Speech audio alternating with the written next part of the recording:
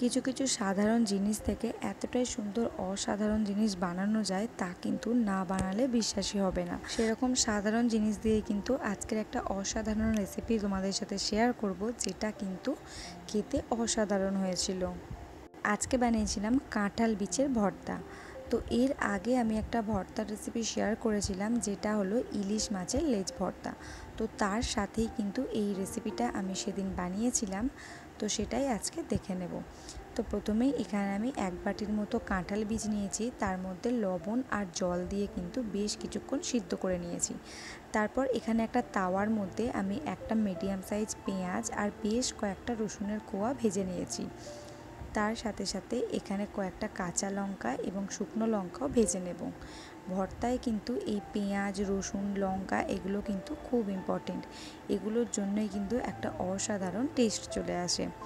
লঙ্কাটা ভাজার সাথে সাথে এর সাথে আমি অল্প একটু লবণ দিয়েছি, যাতে করে লঙ্কাটা পরে মাখার সময় লঙ্কাটা কিন্তু একেবারে কুড়মুড়ে হয়ে থাকে।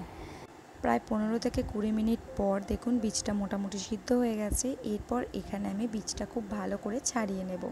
একটু ছাড়াতে অসুবিধা হচ্ছিল, যেহেতু বীজগুলো একেবারে টাটকা ছিল, তাই এখানে আমি একটু ছুরি নিয়েছি, ছুরির সাহায্যে কিন্তু পুরো বীজটা ছাড়িয়ে নিয়েছি।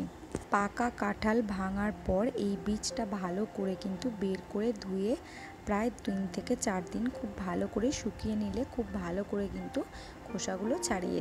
আর আমি যে কাঁঠাল দানাগুলো নিয়েছিলাম সেগুলো একেবারেই টাটকা ছিল, তাই একটু ছাড়াতে প্রবলেম হচ্ছিল।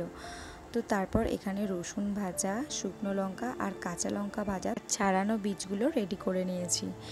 এরপর ভর্তা বানানোর জন্য যে স্পেশাল জিনিসটা সব থেকে গুরুত্বপূর্ণ, সেটা হলো এরকম একটা হামালদিস্তা বা শিলনোড়া।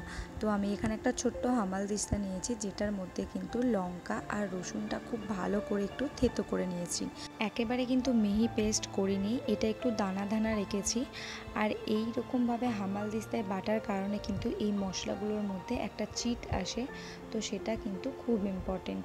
এটা আমরা মিক্সিতে পারলেই বেটে নিতে পারি, তবে সেখানে কিন্তু এরকম একটা চিটচিট ভাব আসে না। তাই যে কোনো ভর্তার রেসিপিটাই কিন্তু বেশিরভাগটাই এরকম শিলনোড়া বা হামালদিস্তাতেই তৈরি হয়। এরপর ফাইনালি ভর্তাটা বানানোর জন্য একটা প্লেটের মধ্যে সিদ্ধ করে রাখা দানাগুলো নিয়েছি, আর সেগুলো একটা কাঁটা চামচের সাহায্যে বেশ কিছুটা মেখে নিয়েছি। এই বীজগুলো কিন্তু একেবারে মিহি করিনি, জাস্ট একটু দানা দানা ভাব রেখে দিয়েছিলাম। তারপর এখানে রেডি করে রাখা সমস্ত মশলাটা দিয়ে দিয়েছি, তার সাথে সাথে লবণ, সরিষার তেল, আর এই টেস্টটা ব্যালেন্স করার জন্য এখানে আমি 2-4 দানা চিনি ইউজ করেছি।